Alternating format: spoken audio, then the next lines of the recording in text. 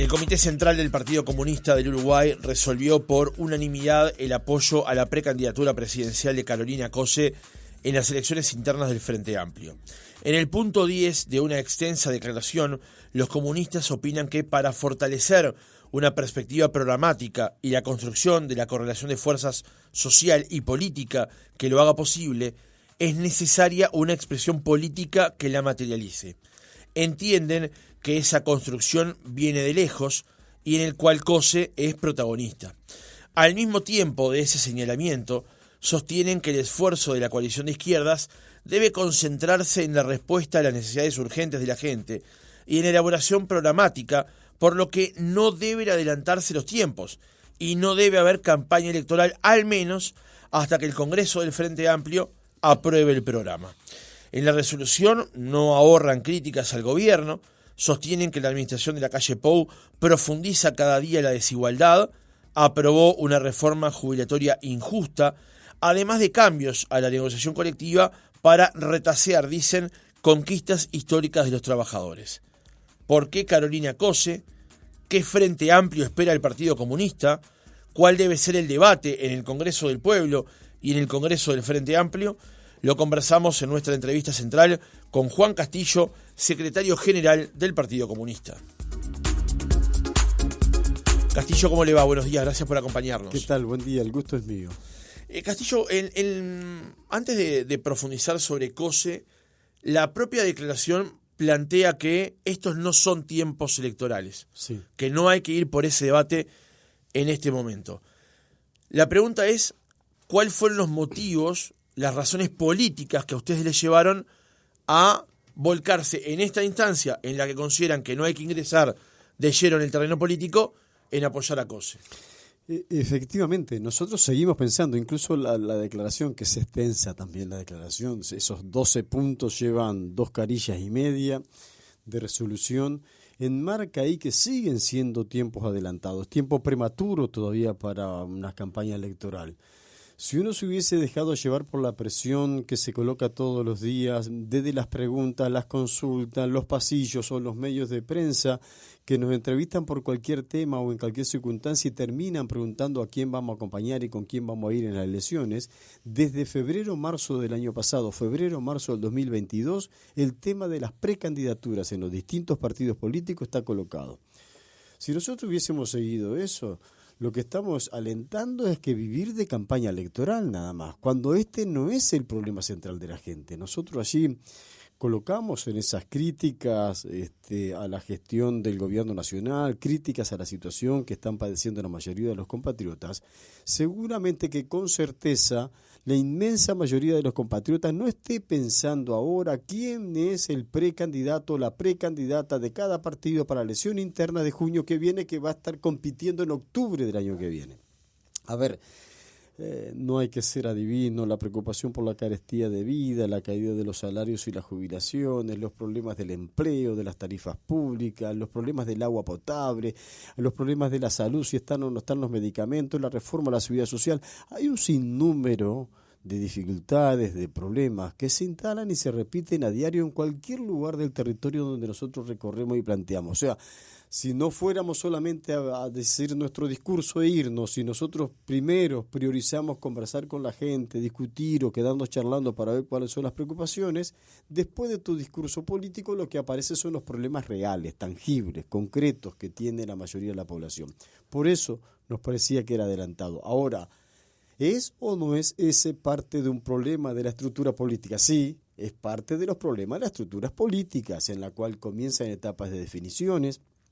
Para nosotros hay que seguir discutiendo el programa, la discusión del programa que tiene 2 partes, una parte del movimiento social y popular en la cual el movimiento sindical viene empujando un Congreso del Pueblo para escuchar con otros sectores qué plataforma levantan, y la estructura del Frente Amplio que va a un Congreso programático para diciembre del año que viene, de diciembre de este año, pero que se viene trabajando desde hace muchísimo tiempo. Entonces, había que tomar una definición, había que hacer un análisis político de todos los precandidatos que ya estaban instalados o de las posibles precandidaturas que se anunciaban, cuál era la opción que tomamos nosotros, y bueno, esta fue la decisión que se tomó por unanimidad el respaldo a Carolina y por mayoría la decisión que se tomara ahora esa postura. Uh-huh. No hay una contradicción allí en el hecho de decir no es el momento de debatir esto, pero a la vez es el momento en el que nos expresamos igual. Es factible, o sea que desde nuestro punto de vista es contradictorio, o sea, seguimos insistiendo, pero nos sacamos una mochila también de arriba, no se termina un problema de presión. Esto le permite a nuestros distintos estructuras orgánicas, los distintos departamentos, ahora discutir con más libertad, porque el debate que no se queda dentro de los locales del partido, que se promueve también para afuera, hace de que también en el interior ya se esté discutiendo y perfilando las distintas candidaturas departamentales, internas. Entonces eso va permitiendo alianzas, acuerdos. Esto es parte del quehacer político diario, ¿no? En el punto número 10 de la declaración se hace referencia a por qué Carolina Cose. Sí. Y lo que se plantea allí es que, a juicio del Partido Comunista, se viene desde un trabajo previo a esta definición que tiene que ver con la ley de urgente consideración, con la elección departamental, con la propia elección de octubre, donde Cose hizo una alianza con el Partido Comunista. La pregunta es, ¿por qué Cose para candidata a presidenta de la República? Bueno, tiene que ver, ese relato que tú dices fue parte de ese análisis de la coyuntura. Si la declaración política final es larga, ustedes se pueden imaginar lo que fue el informe. Nosotros ocupamos bastante más de una hora para trasladar un análisis de la coyuntura y enmarcar no una discusión fría de favoritismos. ¿Por qué Carolina sí y Orsi no? ¿Por qué Carolina sí y Andrés Lima no? ¿Por qué no apelar de vuelta a un candidato de nuestra propia fila? Todo eso estuvo en el debate, todo eso estuvo en la discusión. Es de donde venimos. Y venimos en donde Óscar Andrade jugó un gran papel en la elección interna anterior, en el 2018. Efectivamente, en la elección interna pasada, que es el antecedente más inmediato de este que se viene, Carolina Cose y Óscar Andrade eran dos candidatos con distintos tipos de respaldo hacia la elección interna, y ninguno de los dos ganó la elección, ganó Daniel Martínez. Ese fue el candidato que los frentamplistas después llevamos para competir hacia la presidencia. Pero nosotros logramos que, a pesar de que se estuviera compitiendo por tratar de ser el más votado, luego nos permitió hacer un camino conjunto y poco tiempo después aparecieron en la misma lista 1001 los dos candidatos al Senado y los dos salieron. Y eso les permitió un trabajo en aquel inicio, en medio de la pandemia, en aquel inicio, en medio de la discusión presupuestal del Parlamento, comulgar bastante en el trabajo político, y a tal punto que nosotros después la promovimos para candidata a intendenta departamental de Montevideo, gestión que viene haciendo hasta ahora. O sea que hay un proceso, hay un desarrollo en el cual nosotros, por su compromiso, por su capacidad de gestión, por su lealtad en los acuerdos políticos, creemos que es la mejor compañera que puede llevar adelante liderando un proceso. El sistema electoral uruguayo es muy peculiar. En las elecciones departamentales es a una sola vuelta y existe la vieja ley de lemas. Pero en la elección nacional son 3 elecciones y la ley de lemas no funciona. Se elige primero una elección donde los votos no son obligatorios, luego una opción en octubre donde se termina generando el Parlamento, por lo menos así ha sido en las últimas 3 elecciones, y luego en noviembre se elige el presidente. Correcto. ¿Cose es la mejor opción para que el Frente Amplio gane en noviembre? Bueno, empiezo al revés. A juicio de los comunistas, lo más importante que pueda ocurrir, que deba ocurrir en octubre del 2024, es un triunfo del Frente Amplio. Nuestra meta, nuestro objetivo es trabajar y generar las condiciones para en primera vuelta ganar las elecciones en octubre del 2024. Condiciones hay, se trata de que nosotros trabajemos y pongamos y elaboremos y acordemos todo lo posible para convencer a los compatriotas que es lo mejor que le puede pasar a Uruguay, porque nuestro triunfo descansa mucho también en una doble intención de triunfar con mayorías parlamentarias que nos permitan efectivamente gobernar sin sobresalto, colocando iniciativas y propuestas acorde con la elaboración del programa. Pero entonces, ¿qué es lo que pasa? Hasta este momento que estamos hablando hay 3 precandidatos, hay 2 que ya aceptaron, Andrés Lima y Yamandu Orsi. Hemos propuesto a Carolina Cose, que todavía no ha dado respuesta a los sectores que la vamos promoviendo, pero bueno, esperamos que la expectativa sea coronada con una respuesta afirmativa. ya hay 3 precandidatos. Hay una discusión que todavía está buscando adhesiones, como la de Mario Vergara, que lo ha salido a decir, que lo están buscando, que él mismo ha conversado con nosotros y tiene esa intención. O sea que nosotros podemos llegar a promover 3 o 4 precandidaturas hacia la presidencia. Pero ¿quién ordena? ¿Quién es el que resuelve efectivamente cuál de ellos reúne las condiciones? Es el electorado. En esa elección no obligatoria de las elecciones internas, pero en donde los adherentes, simpatizantes o militantes van a estar participando, acudiendo a las urnas a los efectos de dirimir.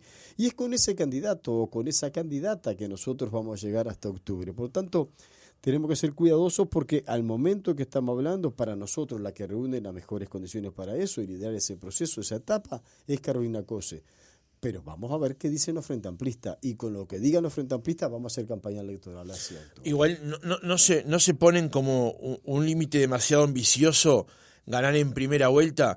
Le hago esta pregunta sobre la segunda vuelta, porque aquí entrevistamos al senador Rubio cuando Vertiente Artiguista decidió apoyar a Orsi y dijo, solo la candidatura de Orsi nos puede permitir ganar en noviembre.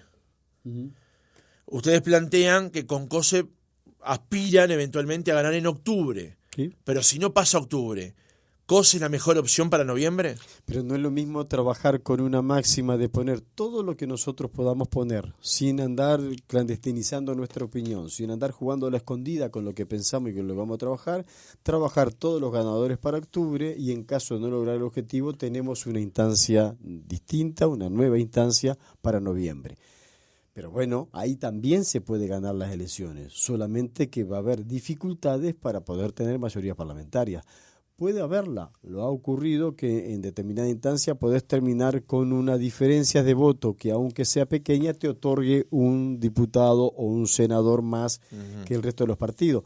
No es el escenario más indicado, no es lo mejor. Nosotros quisiéramos trabajar y generar las condiciones para que en primera vuelta en octubre poder obtener el triunfo. Ahora, no ganan en primera vuelta el Frente Amplio desde la elección del 2004, cuando ganó Tabaré Vázquez, que ultrapasó el 50%. Ultrapasó es un término que se usa en Brasil, no es muy en castellano, pero después siempre ha sido por debajo del 50%, obteniendo mayoría parlamentaria, pero por debajo del 50%. Por debajo y en detrimento, ¿no? En caída una tras otra. Exacto. De vuelta, pasar del 39% de la elección de octubre del 2019 a arriba del 45%, ¿no es demasiado ambicioso? Es acorde con los momentos que estamos viviendo, ¿no? Acorde.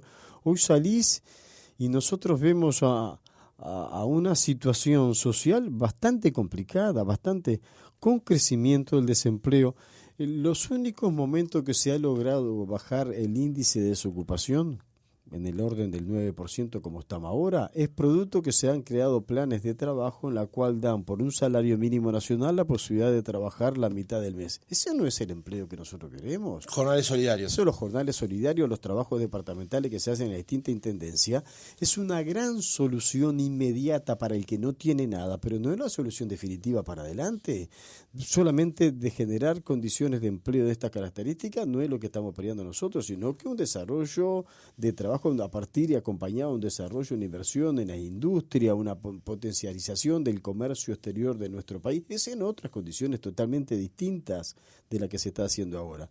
Esto ha llevado además una caída del salario con medidas que el propio gobierno luego lo reivindica en el Parlamento cada 2 de marzo, cuando el presidente va a decir allí una reducción de la masa salarial del orden del entre el 3 y el 4%.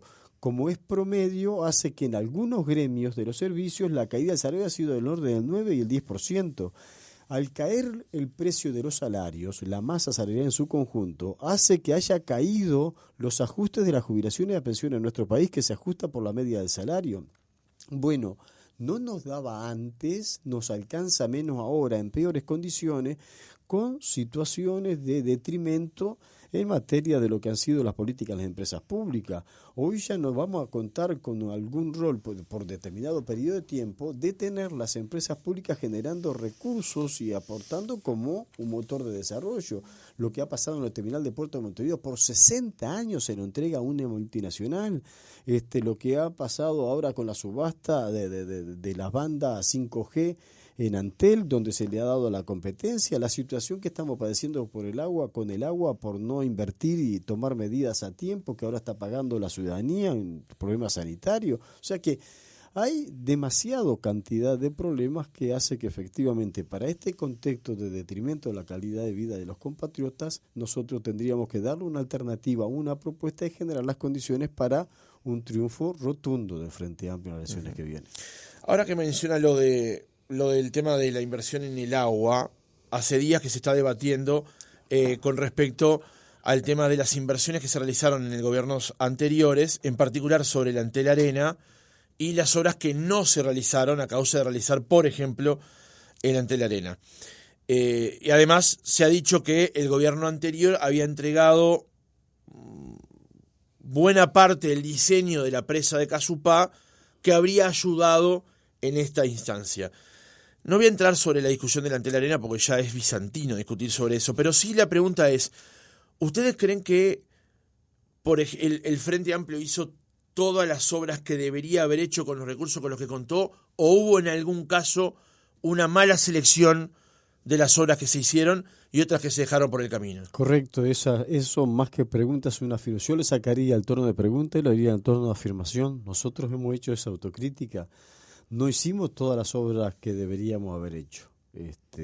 Obviamente se encaminaron y se hicieron una cantidad de obras importantes, de la cual yo no tengo sentido vergonzante reivindicar el Antel Arena, por favor. Esto es como decir, ¿por qué tenemos un palacio del Parlamento donde funciona de mármol y de mármol traído del exterior? No es mucho. Sí, bueno, pero hicieron hace 100 y pico de años, en otro contexto, en otra coyuntura, y merecía la democracia uruguaya. ¿Por qué tenemos un teatro Solís como el que tenemos? ¿Por qué tenemos un Sodre como el que tenemos? ¿Por qué la torre ejecutiva es tan vistosa? No se puede estar cuestionando todo. La sociedad trabaja para avanzar. Y la demanda de una población tiene derecho en avanzar y avanzar en deportes y avanzar en cultura. Nosotros, si no, ¿por qué no vivimos como los indios entonces, con una carpa? No, eso no se puede estar cuestionando. Solamente lo cuestionan porque es pasar factura política. Este gobierno le sigue echando la culpa hoy todavía, de 15 años atrás del gobierno Frente Amplio. Bueno, a ver, en algún momento ellos dijeron en la campaña electoral que vienen a hacerse cargo. Háganse cargo de los problemas que están teniendo ahora. Pero aún así, en temas como el agua potable, hay que ver que no solamente se hicieron avances en el estudio, en el análisis, sino que se dejaron un proyecto concreto como el de Casupá, con financiación concreta que se iba a comenzar en este periodo, que el gobierno desechó, solo, con una valoración, digo yo que técnica, o solamente porque era un proyecto de Frente Amplio. Bueno, ahora estamos pagando las consecuencias. A la ciudadanía le importa poco si el proyecto es Casupá o es el otro, o Neptuno. Le importa, lo que quiere es tener agua potable. Lo que nosotros necesitamos es que por uno o por otro se deje de estar echando la culpa a los demás y haga algo. No solamente ahí un retén que se hace tipo escollera para almacenar agua salada, que es la que estamos tomando la mayoría de los compatriotas hoy día. Entonces, pero no hay de todas maneras, Castillo, un proceso de autocrítica de decir, hicimos esto Antel Arena o llámese lo que se llame, y no hicimos esto otro, porque la presa de Casupá estaba pronta desde el 2014.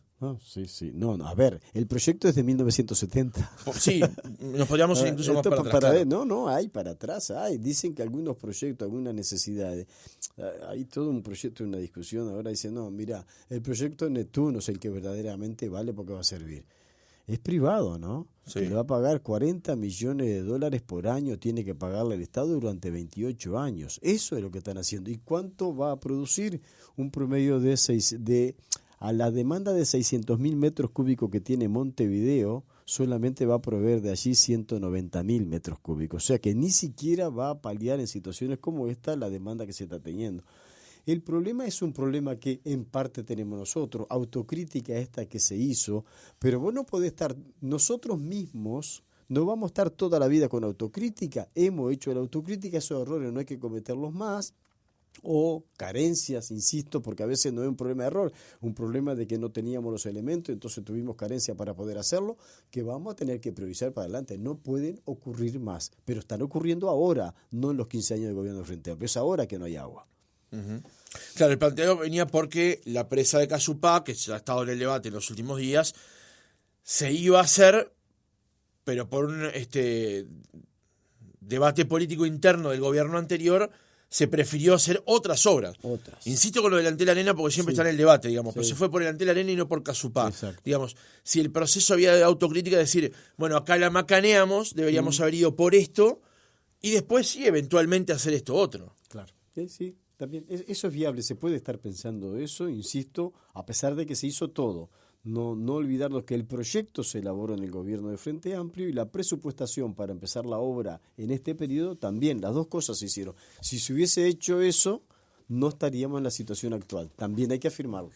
Volviendo a lo de Carolina Cose, el Partido Comunista le brinda su apoyo, el Partido Socialista en los hechos ya lo ha hecho, de hecho ha conformado un paraguas de otros sectores también.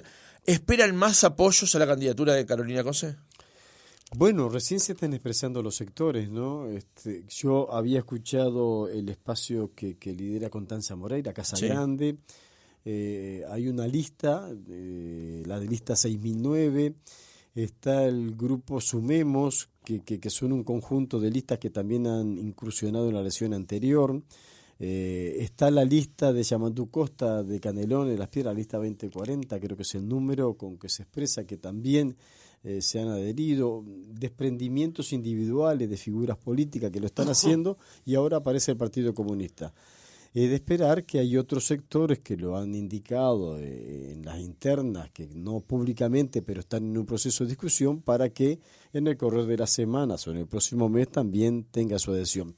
Allí lo que estamos haciendo es plantearle a ella para que acepte. Veamos en qué momento recoge esa opinión y dice, bueno, estoy analizando ser candidata. Creo que está analizando ser candidata, lo ha dicho varias veces, pero ahora podría estar aceptando definitivamente. Sí, a esta altura, para los que no estamos adentro, es difícil de suponer que tantos sectores se expresan con que Carolina Cose debería ser candidata y Carolina Cose elija no serlo, digamos. Claro. En política hay algunas máximas que se repiten. Yo creo que la he comentado contigo en alguna oportunidad. Nunca digas nunca y nunca digas que todo es para siempre. O sea que hay cosas que hay que ir evaluando.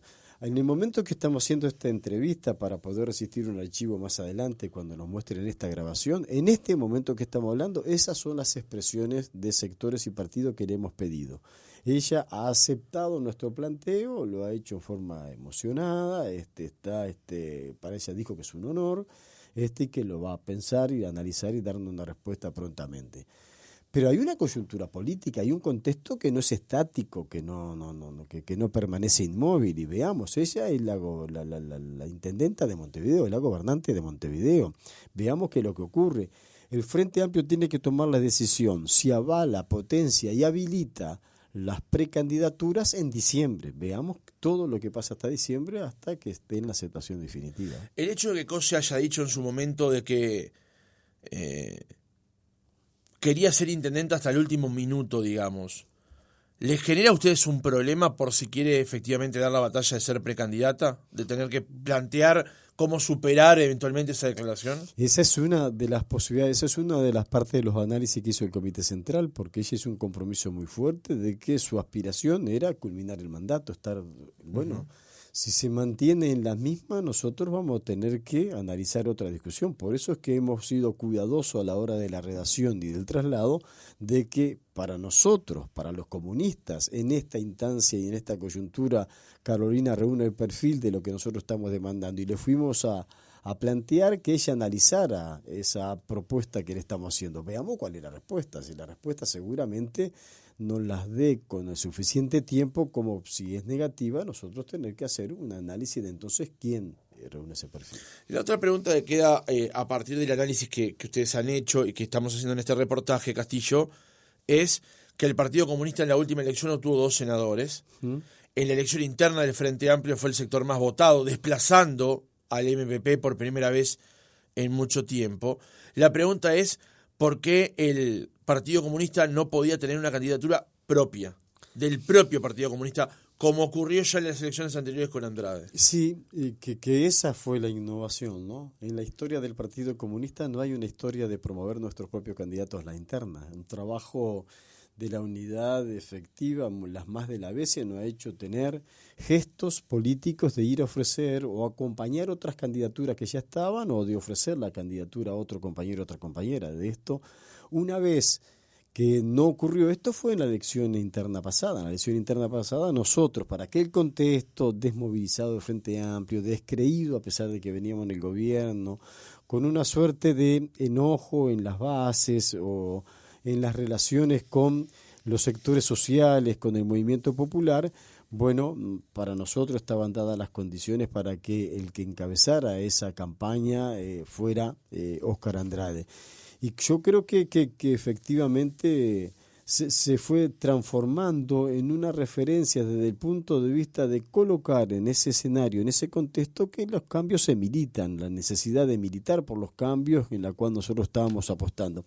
Bueno, se jugó bien en aquel escenario. Esta vez no parece que la coyuntura meritaba tener una candidatura que también es propia y es nuestra, porque si ya viene de las elecciones nacionales del 2019 en nuestras listas, si ya venimos trabajando juntos, acompañándola en la candidatura a la intendencia, bueno, tiene obviamente elementos en los cuales nosotros vamos aprobando su gestión para adelante. Y yo creo que eso ha sido la cuestión que hemos valorado. Nosotros no es que nos creamos que las figuras son estáticas en política, ni era justo que casi que apenas alcanzábamos la representación parlamentaria en elecciones anteriores, ni quiere decir que vaya a ser por siempre de que tengamos proyecciones de crecimiento, de ser la fuerza política o el que más votos o simpatías acumule ahora.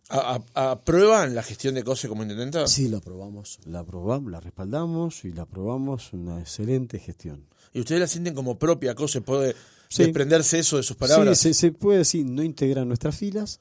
O sea, está clarísimo que no está afiliada al Partido Comunista, no integra las filas del Partido Comunista, pero es una candidata propia desde el punto de vista de los acuerdos programáticos que hemos hecho y de la fidelidad en torno a esos compromisos políticos que mantenemos. ¿Y esa independencia y a la vez cercanía le permite a Cose moverse con mayor soltura eventualmente? Bueno, para conseguir, por ejemplo, apoyo de otros sectores, como para no sentirse parte, pero a la vez... Yo estimo que sí, porque yo estoy hablando desde una interna en la cual a nosotros no nos genera ninguna presión de distinto tipo. O sea que yo creo que también eso es lo que piensan los otros sectores. Con aquellos sectores y partidos que hemos acompañado la candidatura de Carolina Cose al gobierno de Montevideo, nos llevamos muy bien y tenemos ámbitos que denominamos una mesa chica, en donde coordinamos cada tanto acciones políticas de cómo se va implementando el programa de gobierno efectivamente para llevarlo a la práctica y de poder intercambiar con la propia Carolina Cose y su equipo las medidas que se vienen llevando adelante o por qué algunas de ellas no se han podido cumplir todavía. Uh-huh. En la declaración de este fin de semana hay una mención al Congreso del Pueblo y al Congreso del Frente Amplio. Lo plantean como dos instancias relevantes de aquí a fin de año. Pero a la vez dicen que son importantes entre sí, pero diferentes, por ser, digamos, de troncos diferentes. Pero hay senadores del Partido Nacional que se refieren al Frente Amplio y al PIT-CNT como el FAPIT. ¿Usted qué responde a ese planteo de que hoy por hoy el movimiento sindical y el Frente Amplio trabajan en un orden o en una misma línea ideológica y de funcionamiento? Somos organizaciones distintas, está claro. Está claro que la estructura orgánica del PIT-CNT, el movimiento sindical, independiente desde el punto de vista de clase, que no tiene por qué obedecer a ningún partido político ni gobierno de turno, que lo ha demostrado. Además, eso podía ser parte de un discurso antes del 2004. Después se sometió a prueba y yo estaba al frente de esa dirección cuando venía un gobierno Frente Amplio y nuestros compañeros y amigos estaban en la gestión de gobierno. Y bueno, nadie entendía cuando nosotros hacíamos paros generales, marchas, movilizaciones o demandas, pero eso tiene que ver con la independencia. De la misma manera que los que están en el gobierno tienen la independencia para llevar adelante un programa y dar respuesta a la mayor parte de la población donde no hay solo trabajadores y trabajadoras. O sea, un gobierno tiene que atender la demanda de jubilados, pensionistas y estudiantes, amas de casa, pequeños y medianos productores en general, la industria, los industriales. O sea, esto está en la tapa del libro. Por eso es que somos organizaciones distintas. A mí no me hace absolutamente nada, ni rechazo el hecho de que vengamos de génesis común. Acá hubo primero unidad de la clase obrera y de las trabajadoras y los trabajadores en una sola central y después unidad de la izquierda, a influjo de esa herramienta unitaria que se había formado. La demostración intacta que ha quedado no solo para el Uruguay, para la región y el mundo, porque a donde salimos nos preguntan cómo es que en el Uruguay se mantiene una central única de trabajadores y federaciones y sindicatos únicos por rama de actividad, cuando esto no es lo que pasa en el resto del mundo. En Argentina hay 4 centrales, en Chile hay 3 centrales sindicales, en Paraguay hay 5 centrales sindicales, en Brasil hay 8 centrales sindicales. Según el partido político e ideología que tengan, tienen una central sindical. Esto no es la regla de juego acá. Y el Frente Amplio no la compone 1 o 2 o 3 acuerdos de sectores o partidos políticos. Le integramos 32 grupos y movimientos de distinto tipo adentro que van de extremos ideológicos totalmente diferentes, como la democracia cristiana y el marxismo-leninismo. Esto ocurre así. Entonces, si hay algunas de las posturas, algunas de las lecturas o demandas o algunas de las preocupaciones que son comunes, no se pueden estar inventando desafíos. Entonces, pero en el discurso, porque es probable que haya uniones comunes en ciertos postulados en contra, por ejemplo, del gobierno, pero el discurso muchas veces termina siendo el mismo también. Bueno, puede ser. Yo qué sé, yo no tengo esa capacidad de autoanalizarme, sí de hacerme una autocrítica, pero yo fui 29 años dirigente sindical y abandoné el movimiento sindical y poco tiempo después quedé en la vicepresidencia del Frente Amplio y después fui director de trabajo y después fui senador y ahora estoy de vuelta en la dirección del Frente Amplio y de mi partido. Pero yo no renuncio a ser, hasta que me muera, sindicalista y a querer al movimiento sindical. Mi extracción es obrera, yo no reniego de donde vengo. Allá ellos lo que renieguen de donde vienen. Vos podrás sentir, perdón el calificativo, el oyente puede sentir, cualquiera puede sentir, que nosotros nos dicen, vos, ustedes que son de izquierda, sí, ¿me están hablando? Soy yo me siento de izquierda. Decir a alguien que es de derecha parece una provocación, parece un insulto. Entonces allá ellos sí tienen un problema, si son de derecha, si son de corte de extrema derecha o son de corte fascista. Un problema que tienen que asumir lo que son. Nosotros somos militantes de izquierda y los postulados del movimiento popular y la central sindical son postulados que reivindican posiciones de la izquierda desde el punto de vista de los derechos de los trabajadores y las trabajadoras. Un par de temas para ir cerrando la entrevista, Castillo. Fernando Pereira anunció días pasados que se creó una comisión de trabajo dentro del Frente Amplio para analizar una futura norma vinculada a la seguridad social tras lo que fue la aprobación de la reforma que impulsó el gobierno. Y a la vez, dentro del PIT-CNT hay un debate interno sobre cómo enfrentar desde su postura la reforma que se aprobó. ¿Qué es lo que debería hacerse en este caso, según su opinión, a título personal o del Partido Comunista, con respecto a la norma que se acaba de aprobar y cómo debería plantearse el Frente Amplio en caso de ser gobierno para llevar adelante una nueva reforma? Bueno, sí, nosotros discutimos también esto en este Comité Central. Hubo una parte que le dedicamos la atención porque cuando hacíamos el análisis de coyuntura, tal vez, uno de los golpes más fuertes que ha recibido la clase obrera y trabajadora en nuestro país ha sido la aprobación de esta pretendida reforma a la seguridad social, que lo único que terminó reformando fue las jubilaciones. El cambio que hay del 27 de abril del 23 para adelante es que el actual trabajador y la trabajadora va a tener que esperar 5 años más para jubilarse. No se puede jubilar a los 60, va a tener que trabajar hasta los 65. Y no importa si trabaja arriba un tractor en el medio rural con helada, si está arriba un andamio, si está limpiando pisos, es a los 65. Ponerse en la cabeza que esto es lo que va ocurriendo ahora con esta propuesta. Va a tener que aportar 5 años más a las cajas. Ya no se puede jubilar comprobando que trabajó 30 años. Ahora mínimo tiene que probar 35 años de edad. La pregunta que empiezan a surgir es ¿quién le da trabajo a alguien con 58, con 59, con 60 años de edad a alguien? Ya era difícil antes, más difícil va a ser ahora que estos mismos que promueven la ley generen después puestos de trabajo para gente de 60 años de edad. ¿Y cuál sería la tarea que puede hacer alguien cuando llega con achaques de todo tipo? La columna, las caderas, las piernas, los brazos, las tensiones de todo tipo que puedan tener según el trabajo. Va a tener que aportar entonces 5 años más a las distintas cajas. O sea, obviamente, trabaja 5 años más, estira 5 años más la jubilación, son 5 años más de aporte. Es la única forma de tributación nueva. El único que tributa más para estos cambios que apoyó el Parlamento es el trabajador. No hay un peso más, no hay un 0, algo por ciento más que aporte ningún empleador, ninguno de los que está amasando la plata hoy generando grandes ganancias, que no son todos, pero hay sectores que están ganando, no van a aportar más para la seguridad social. Y todavía encima, la SAFAP, ahora que no la queríamos algunos desde antes, ahora va a ser obligatoria para todas las cajas profesionales, notariales, bancarias, para todas.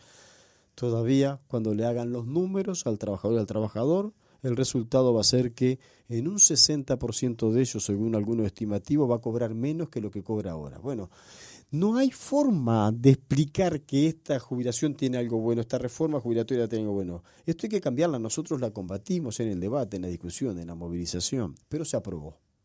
Lo que hay que hacer ahora es cómo continúa la lucha. Hay por lo menos dos propuestas, capaz que hay más, pero hay dos bien visibles. O esto se reforma a partir de una convocatoria, como ha dicho Frente Amplio, de un gran diálogo social a partir del 2 de marzo, si es gobierno, y ahí todos los sectores sociales y productivos trabajamos común para que en un plazo X se resuelva una nueva reforma, o, como impulsan algunos sectores sociales y sindicales, se analiza el camino de una iniciativa popular a través de un plebiscito con las elecciones nacionales. Son los dos mecanismos y nosotros dejamos abierto la posibilidad de elegir aquella que por sus contenidos tengan mayor respaldo, sea la más amplia y consolide mayor la unidad entre los sectores que la impulsan. Pero usted, a título personal o como secretario general del Partido Comunista, ¿es mejor ir por un mecanismo para derribar lo que se acaba de aprobar o eventualmente esperar a que ustedes, como dijo en la entrevista, aspiran a ganar en primera vuelta, tener mayorías, presentar un proyecto y cambiar la seguridad social? El tema es que a mí me ampara esta resolución. Yo no tengo una opinión distinta que la que opinó el partido. De buenas a sabiendas, hoy 29 o 30 de mayo, ¿cuál es la mejor opción? No lo sé porque el debate recién ha comenzado y pues una discusión que va a estar latente en estos días en la estructura del PCNT. Yo creo que el PCNT define los primeros días de julio, que una posible propuesta la pueden llevar al Congreso del Pueblo ese de agosto. El Frente Amplio tiene un plenario nacional por delante que va a tener que empezar a analizar el tema y ha creado esa comisión que tú decías, en la cual integro además, una comisión que tiene que analizar primero qué es lo que se aprobó y luego ver en un escenario qué es lo que hay urgencia en cambiar y después veamos cuál es el camino para cambiar. Usted decía recién que la reforma se sustancia mayormente en que el trabajador ahora tenga que trabajar más tiempo y no se plantea un aumento de parte de los empleadores. ¿Es una cosa que a usted le gustaría incluir en una reforma, que las empresas aporten más? Bueno, mira, no hay otra forma, o sea, alguien tiene que pagar. Ahora la van a pagar solo los trabajadores. A ese trabajador que yo dije que gana menos, ese trabajador que dije que trabaja más en peores condiciones, ese trabajador, además de hacerle trabajar 5 años más, le van a pagar menos y todavía tiene que aportar él. Bueno, eso no es lo más justo. Hay recomendaciones internacionales que hacen organismos como la OIT, dependiente de la ONU, la Organización Internacional del Trabajo, que establece para el mundo que está debatiendo y discutiendo previsiones sociales la necesidad de que se apelen a otros instrumentos que no sea solo el aporte de los trabajadores.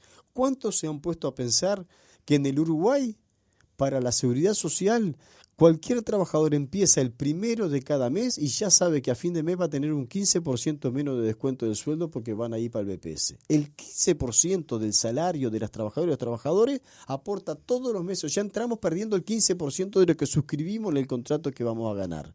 Sin embargo, el empleador aporta 7,5%. ¿Eso es justo? ¿Es justo que el empleador, el que genera el puesto de trabajo, pague menos que el trabajador? Bueno, hay que ver, hay que discutir. La OIT dice que al menos tiene que ser igual. Al menos tendría que ser igual y estaríamos en otras condiciones. Pero en el Uruguay, además, hay empleadores que están exonerados del pago de tributos. Y hay algunos empleadores que pagan según el índice CONIA de la tierra que tienen, según en la producción donde estén trabajando. ¿Esto es justo? Bueno, nosotros creemos que hay mucha dificultad. Se ha hablado también de cuánto aportan las nuevas tecnologías. El desarrollo tecnológico en el mundo está haciendo que aparezcan maquinarias, que aparezcan instrumentos que desplazan puestos de trabajo. Lo único que crece en el mundo, no solo en Uruguay, es el desempleo, porque se destruyen puestos de trabajo, porque hay tareas. En el puerto de Montevideo antes se precisaban estibadores para cargar y descargar un barco. Ahora es una máquina, en un minuto baja 40 toneladas en un contenedor. Bárbaro. Le sacó esfuerzo a las espaldas de los trabajadores y a las caderas y a las piernas y a las tendinitis. También le tiró cada movimiento de esos 200 trabajadores para la calle. ¿Quién le da trabajo? ¿Quién le da de comer? ¿En dónde están el trabajador y la trabajadora que hoy no tiene puesto de trabajo? ¿Y eso lo va a resolver una reforma de la seguridad social? Tiene que atender sí, tiene que atenderla, porque la seguridad social no es solo la jubilación. La seguridad social, esta reforma que colocó el gobierno no habla nada del Sistema Nacional de Cuidado, no habla nada, al contrario, recorta derecho a la discapacidad, es increíble. Cuando uno habla de discapacidad en materia de seguridad social, hay gente que cierra las orejas, no quiere escuchar más porque él no es discapacitado. ¿Y qué sabes que te va a pasar mañana en tu lugar de trabajo? Yo qué sé que me va a pasar en la calle cuando salga. Y si soy sano, pero de repente tengo un problema de cadera, tengo un problema en una pierna, tengo un problema en un brazo, ¿qué pasa? A partir de ahí, laboralmente tengo discapacidad. Bueno, se le ha rebajado la compensación de un 65% del salario último que había recibido al 45%. ¿Eso es justo? No es justo. Entonces, todas esas cosas, todos esos cambios hay que colocarlo allí arriba de la mesa. Darle protección social a una sociedad es dar una cobertura solidaria. El trabajador que esté con salud trabaja para el que está enfermo. El trabajador que es joven trabaja para el veterano. El trabajador que tiene condiciones de tener un trabajo trabaja para el que está desocupado. Yo aporto más a la seguridad social porque no sé si mañana voy a estar enfermo. Y cuando esté enfermo que me den una cobertura social. Esto es una seguridad social. Juan Castillo, secretario general del Partido Comunista, gracias por haber estado otra mañana con nosotros. Ha sido un gusto.